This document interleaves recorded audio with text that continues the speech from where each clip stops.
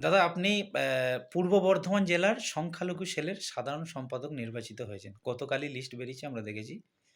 কি বলবেন? আমি প্রথমেই আমাদের জননেত্রী মমতা বন্দ্যোপাধ্যায়কে আমাকে এই পদে আসীন করার জন্য ধন্যবাদ জ্ঞাপন করি। আমাদের সর্ববৃহৎ সাধারণ সম্পাদক মাননীয় অভিষেক বন্দ্যোপাধ্যায়কে আমি অভিনন্দন জানাই।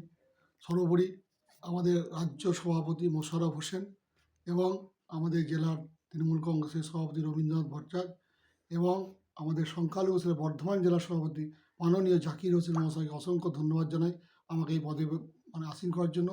এবং আমাদের পূর্ব বর্ধমান জেলা তৃণমূল কংগ্রেসের সাধারণ সম্পাদক কাঞ্চন কাজী মহাশয়, তিনি আমার নাম প্রস্তাব করেছেন, তেনাকে আমি ধন্যবাদ জানাই।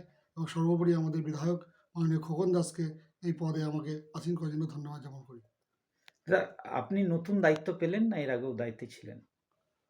আমি দলটা করি তৃণমূল কংগ্রেস একদম গ্রাস লেভেল থেকে সারাটা দিন পার্টিই করি।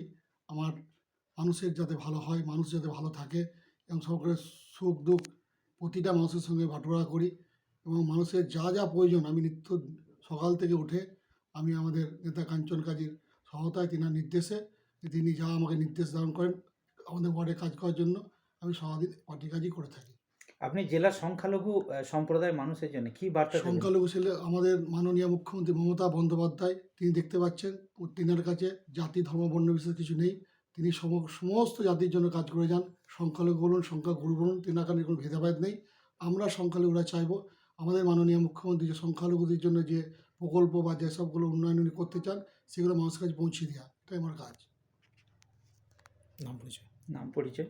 আমার নাম কাজী হাসনাত আলী হিরণ কাজী, পূর্ব বর্ধমান জেলা সংখ্যালঘু সেলের সাধারণ সম্পাদক।